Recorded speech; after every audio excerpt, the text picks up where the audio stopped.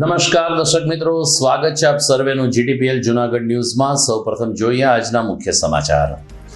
મહાનગરપાલિકાની ચૂંટણીમાં ભાજપને વધુ એક બેઠક બિનહરીફ મળી। વોર્ડ નંબર 2 માં કોંગ્રેસ અને આમ આદમી પાર્ટીના ઉમેદવારો ફસકી જતા મહિલા ઉમેદવાર વિજેતા। લોકશાહી બચાવો સંવિધાન બચાવોના નારા સાથે કોંગ્રેસનું ધરણા પ્રદર્શન। ભાજપ ઉમેદવારો ખરીદતા હોવાનો કર્યો આક્ષેપ। દિવ્યાંગ માટેના ખેલ મહાકુંભની જિલ્લા કક્ષાની સ્પર્ધામાં 700 થી વધુ દિવ્યાંગ સ્પર્ધકોએ કૌવત દર્શાવ્યું। વિજેતા સ્પર્ધકો રાજ્ય કક્ષાની સ્પર્ધામાં લેશે ભાગ। અને 16 ફેબ્રુઆરીના મતદાનને અનુલક્ષીને કલેક્ટર કચેરી ખાતે નવોદિત મતદારો માટે શરૂ થયું ઈવીએમ નિર્દેશન। આ તમામ સમાચાર આપણે વિગતવાર જોઈએ તે પહેલા લઈએ એક બ્રેક।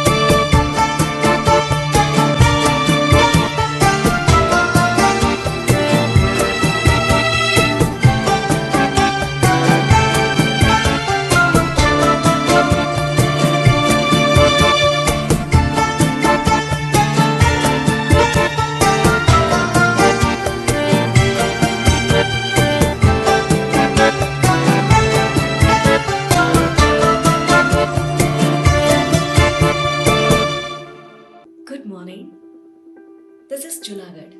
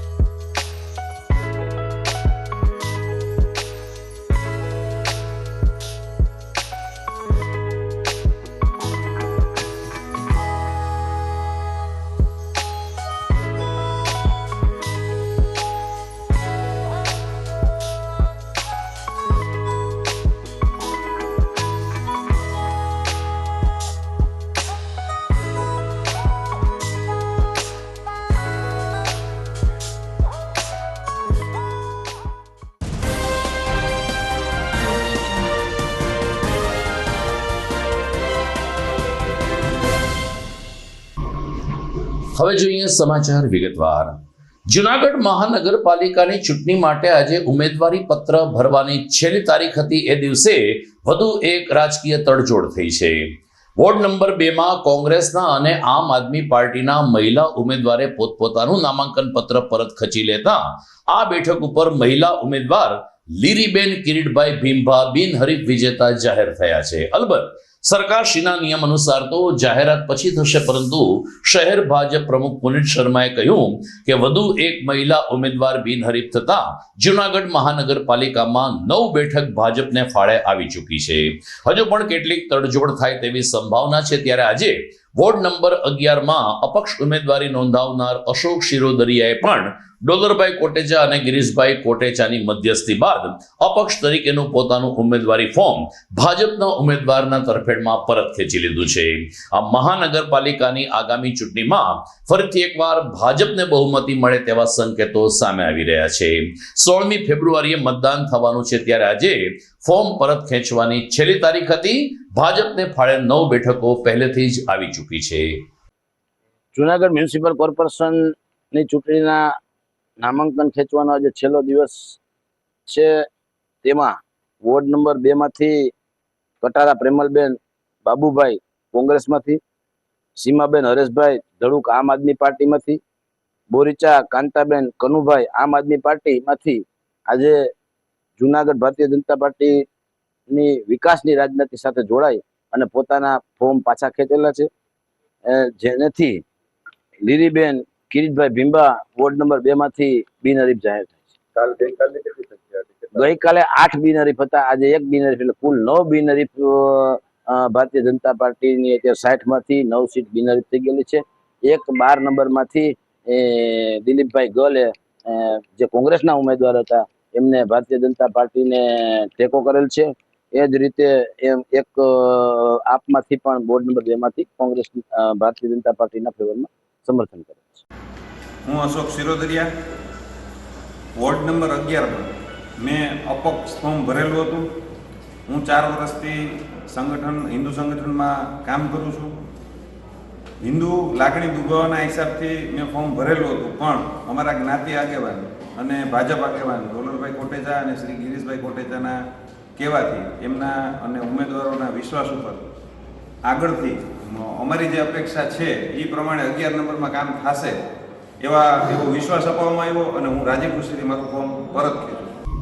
દરમિયાન મહાનગરના 15 વોર્ડ માટે 60 બેઠકો માટે ચૂંટણી થવાની છે, પરંતુ વોર્ડ નંબર 3 અને 14માં 8 બેઠકો બિનહરીફ થઈ જતા ત્યાં હવે મતદાન નહીં થાય તેવી સંભાવના દર્શાવાઈ રહી છે.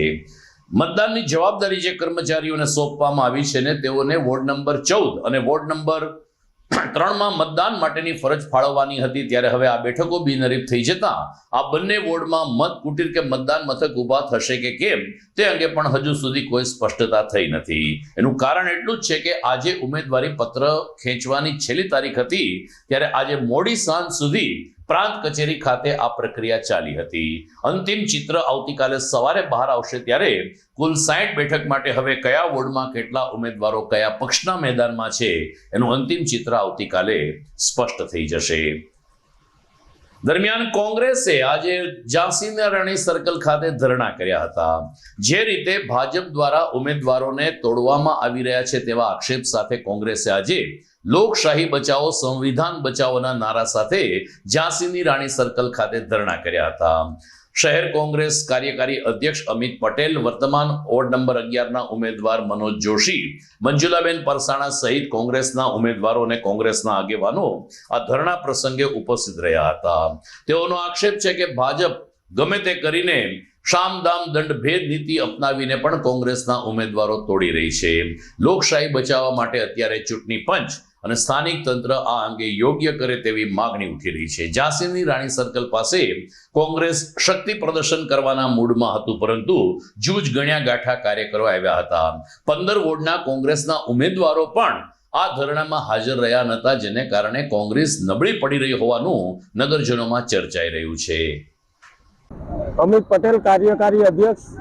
આજે છેલ્લા 2 દિવસથી અમારા ઉમેદવારોને ધાક ધમકી અને લોકશાહીની હત્યા કરવાનું કામ ભારતીય જનતા પાર્ટીએ કર્યું છે.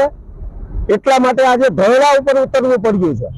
અને હું ચોક્કસપણે કહીશ કે જેટલા ફોર્મ ખેંચાયા એમની ઉપર જે અત્યાચાર ગુજારવામાં આવ્યો છે ગુંડા તત્વોએ, અને એમને જે પૈસાની ઓફરો કરવામાં આવી, એમને પૈસા આપવામાં આવ્યા, લાલચો આપવામાં આવી, આ દેશમાં અને આ જૂનાગઢની જનતાને વિનંતી કરું છું કે આ લોકોને મતદાનનો અધિકાર પણ છીનવી લેવો છે લોકો પાસેથી.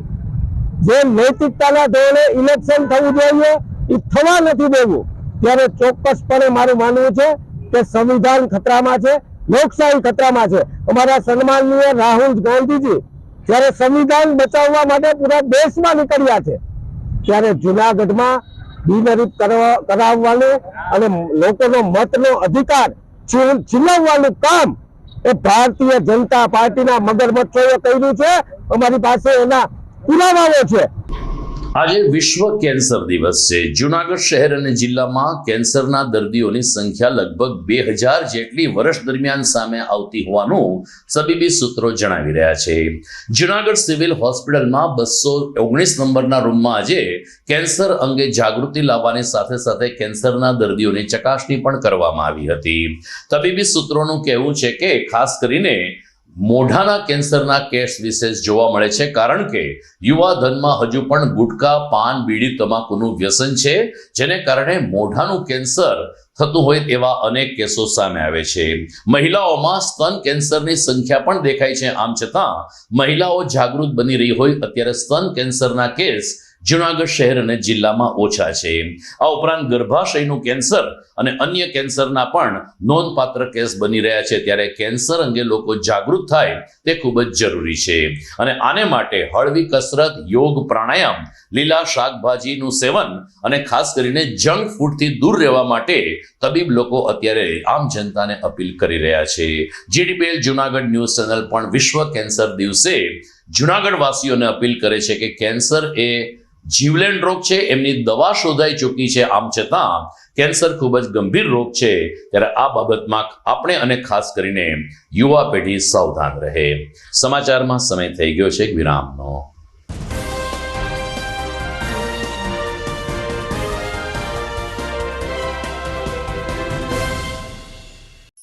અભિનંદન વેવાઈ, એ આજનો દિવસ આપણા માટે ખૂબ શુભ છે, કેમ કે તમારી દીકરી નિશા અને મારા દીકરા સંજુના લગ્નની તારીખ નક્કી થઈ ગઈ ને.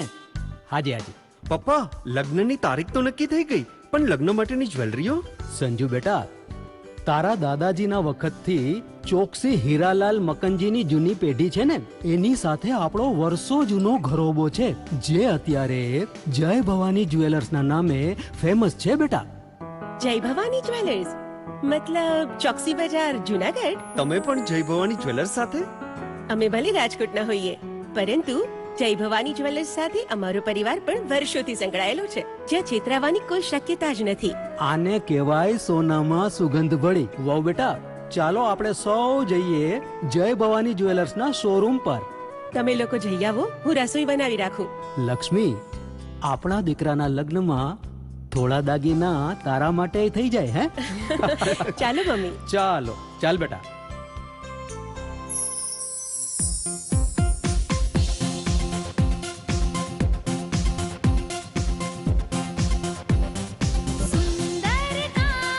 વ્યાજબી દામ, એક જ નામ, જય ભવાની જ્વેલર્સ. તહેવાર વ્યવહાર, બંગડી વીટી હાર, ડિઝાઇન અપાર, જય ભવાની જ્વેલર્સ, જય ભવાની જ્વેલર્સ. એક્સક્લુઝિવ દાગીના ખરીદવા માટે વિશ્વાસપાત્ર એક જ નામ, જય ભવાની જ્વેલર્સ, ચોકસી બજાર, જુનાગઢ.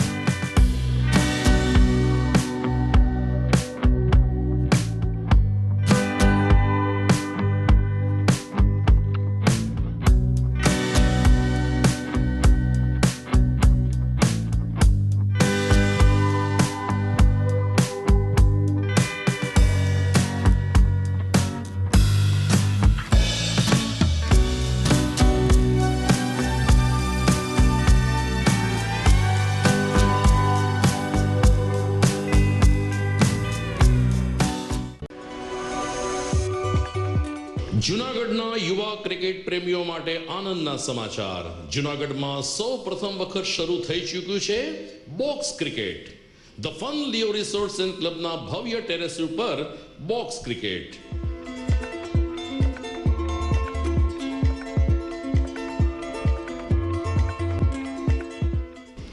બોક્સ ક્રિકેટ નોંધી લેશો સમય સવારે 6 થી બપોરે 12 અને સાંજે 6 થી રાત્રિના 12. વ્યવસાયકારો નોકરિયાત વર્ગ માટે ખાસ રાત્રિનો સમય પણ શરૂ કરવામાં આવ્યો છે.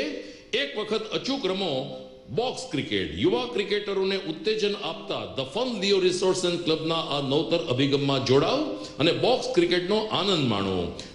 વિશેષ માહિતી અને રજીસ્ટ્રેશન માટે સંપર્ક 0285 2658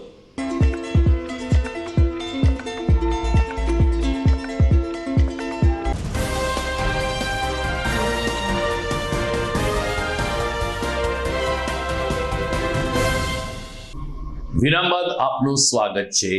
રાજ્ય સરકાર દ્વારા હાલ સમગ્ર રાજ્યમાં સ્પેશિયલ ખેલ મહાકુંભ ચાલી રહ્યો છે. જે રીતે ખેલ મહાકુંભ સામાન્ય સ્પર્ધકો માટે હોય છે, રમતવીરો માટે હોય છે, તેમ સ્પેશિયલ ખેલ મહાકુંભ દિવ્યાંગ રમતવીરોને ધ્યાનમાં રાખીને શરૂ કરવામાં આવ્યો છે. જૂનાગઢમાં આજે વિજાપુર ખાતે જિલ્લા કક્ષાના સ્પેશિયલ ખેલ મહાકુંભનું આયોજન કરવામાં આવ્યું હતું, જેમાં 750 થી વધુ દિવ્યાંગ સ્પર્ધકોએ ભાગ લીધો હતો. મોટી ઉંમરના સ્પર્ધકોએ પણ ટ્રાયસિકલ સ્પર્ધા અને બરછી ફેંક, ચક્ર ફેંક, ભાલા ફેંક જેવી સ્પર્ધાઓમાં ભાગ લઈને પોતાનું કૌશલ્ય પ્રદર્શિત કર્યું હતું. આ પ્રસંગે ખાસ ઉપસ્થિત રહેલ જિલ્લા સમાજ સુરક્ષા અધિકારી શ્રી સૈયદે જણાવ્યું કે આ સ્પર્ધામાં વિજેતા થનાર સ્પર્ધકો આગામી સમયમાં રાજ્ય કક્ષાની સ્પર્ધામાં ભાગ લેશે. સાંપ્રત એજ્યુકેશન ટ્રસ્ટના મહેન્દ્ર પરમારે કહ્યું કે 788 દિવ્યાંગો 2 દિવસ સુધી અલગ અલગ રમતગમતોમાં ભાગ લેશે. કાર્યક્રમના સંચાલન અંતર્ગત તપનભાઈ જીકારે તમામ દિવ્યાંગ સ્પર્ધકોને શુભેચ્છા પાઠવી હતી અને જણાવ્યું હતું કે આ પ્રકારની સ્પર્ધાઓને કારણે દિવ્યાંગ સ્પર્ધકોમાં પણ આત્મવિશ્વાસનો એક સંચાર થતો હોય છે. સ્પેશિયલ ખેલ મહાકુંભ 3.0 અંતર્ગત 2 દિવસ સુધી સાંપ્રત education and charitable trust Vijapur ખાતે અલગ અલગ સ્પર્ધાઓ શરૂ થઈ છે. હું વી એસ સૈયદ, જિલ્લા સમાજ સુરક્ષા અધિકારી. આજરોજ દિવ્યાંગો માટે સ્પેશિયલ ખેલ મહાકુંભનું આયોજન કરવામાં આવી રહ્યું છે જૂનાગઢ જિલ્લાનું. અહીંયા દિવ્યાંગ વ્યક્તિઓને વિવિધ સ્પર્ધાઓમાં ભાગ લેવડાવી અને વિવિધ સ્પર્ધાઓ માટે પ્રોત્સાહિત કરવા માટે આવી રહ્યા છીએ. જેમાં જિલ્લામાં જેમનો પ્રથમ નંબર આવશે તેમને સ્ટેટ કક્ષાએ, રાજ્ય કક્ષાએ સ્પર્ધામાં ભાગ લેવા માટે અહીંથી મોકલવામાં આવશે. અહીં ખેલ રમતગમત અધિકારી દ્વારા તેમજ સાંપ્રત એજ્યુકેશન એન્ડ ચેરિટેબલ ટ્રસ્ટ દ્વારા વિવિધ સુવિધાઓ ઊભી કરવામાં આવે છે, જેથી દિવ્યાંગ વ્યક્તિઓ સરળતાથી અહીં વિવિધ સ્પર્ધાઓમાં ભાગ લઈ શકે. તેમજ હેલ્થની ટીમ પણ અહીં સાથે છે. જે પણ જો કોઈ દિવ્યાંગ વ્યક્તિઓને કોઈ પણ સ્પર્ધામાં કંઈ પણ પ્રશ્ન ઊભો થાય તો તેમની મદદ માટે આરોગ્ય વિભાગની ટીમ પણ ખડે પગે અહીં ઊભી રહી છે. આથી તમામ વિભાગો અહીં દિવ્યાંગોની મદદ કરવા માટે ઉપસ્થિત છે, જેથી દિવ્યાંગ વ્યક્તિઓ સરળતાથી વિવિધ સ્પર્ધાઓમાં ભાગ લઈ શકે અને તેમને પ્રોત્સાહિત કરી શકીએ. મારું નામ ભરડવા ધાર્મી અતુલભાઈ છે. હું ધોરણ 8માં અભ્યાસ કરું છું. હું મજવડી ગામમાંથી આવી છું. અહીંયા અમારે ખેલ મહાકુંભ મનો દિવ્યાંગનો છે. અહીંયા હું 100 મીટર રન એન્ડ ભાલા ફેંકમાં ભાગ લેવાની છું. અહીંયા દોડ, ભાલા ફેંક, ચક્ર ફેંકની રમતોની સ્પર્ધા છે. અહીંયા સાંપ્રત સંસ્થામાં અમે સ્થળે આવ્યા છીએ.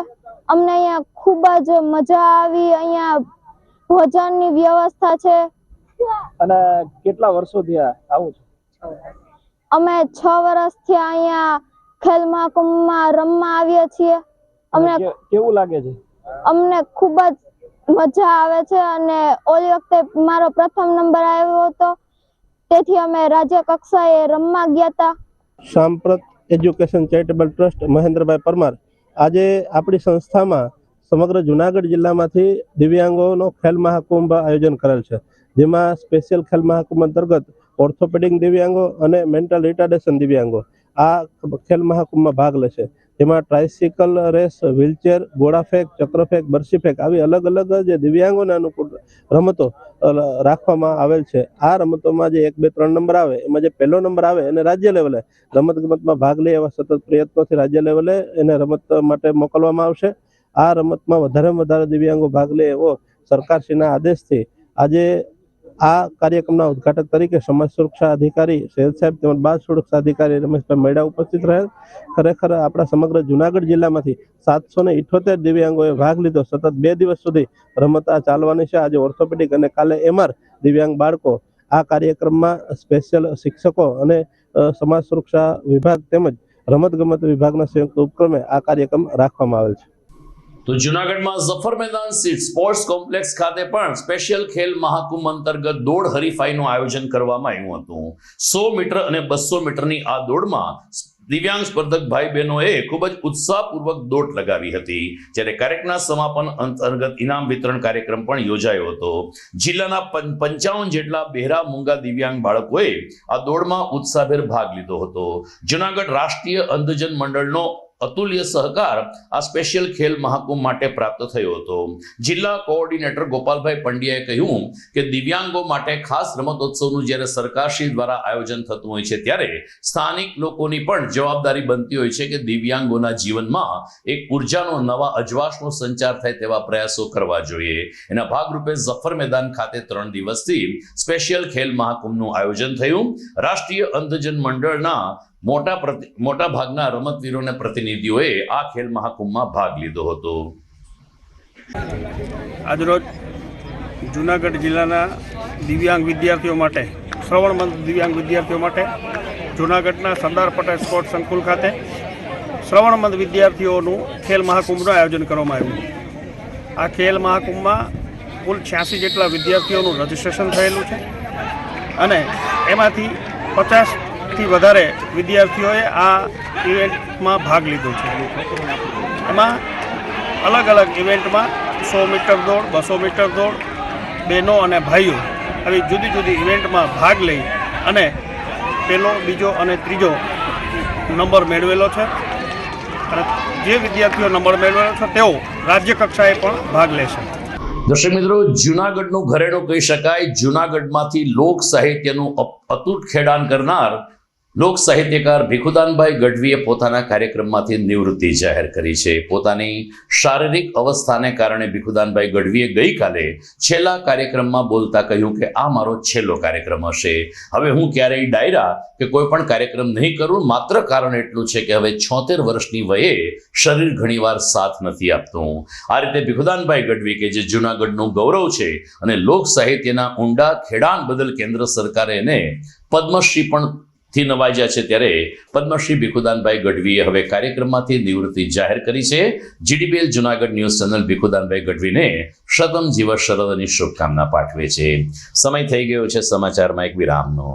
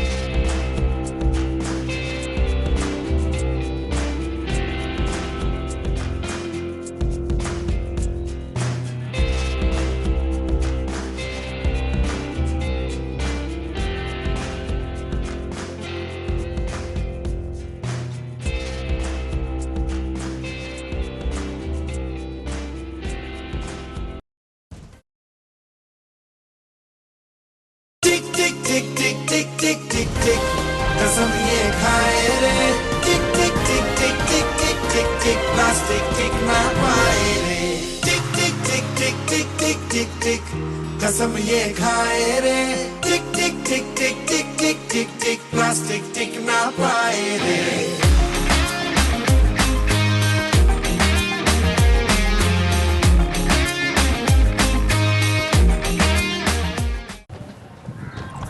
ઘર લગ્ન માટે તૈયાર છે, બસ તારા આવવાની રાહ જોઈ રહ્યો છું.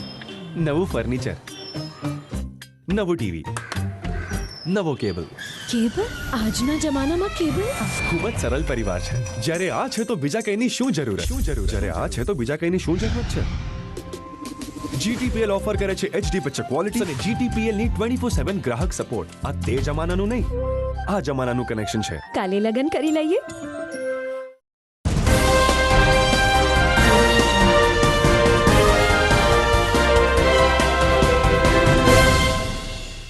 વિરામ બાદ આપનું સ્વાગત છે. જુનાગઢ મહાનગરપાલિકા ઉપરાંત 8 નગરપાલિકાની સામાન્ય ચૂંટણી 16મી ફેબ્રુઆરીએ થવાની છે. ઈવીએમ અને વીવીપેટ હવે લોકો માટે ખૂબ જ જાણીતા બની ચૂક્યા છે. આમ છતાં જે મતદારો 18 વર્ષના છે, જેઓ પ્રથમ વખત મતદાન કરવાના છે, તેઓને ઉત્સુકતા હોય છે કે આ ઈવીએમ શું છે. જેના ભાગરૂપે રાજ્ય ચૂંટણી પંચના નિર્દેશ પ્રમાણે જુનાગઢ જિલ્લા કલેક્ટર કચેરી ખાતે ઈવીએમ અને વીવીપેટનું નિર્દેશન શરૂ કરવામાં આવ્યું છે.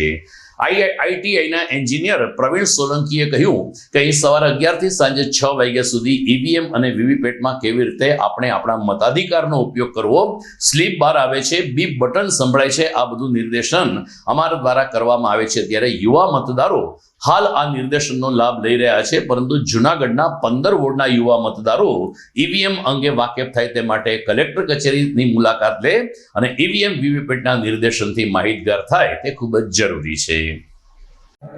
નમસ્કાર, પ્રશાંત કિશોરભાઈ સોલંકી. આપણે આજ રોજ અમે લોકો ઈવીએમ માસ્ટર ટ્રેનરની ટ્રેનિંગ આપી રહ્યા છે કલેક્ટર કચેરીમાં 3જા માળે.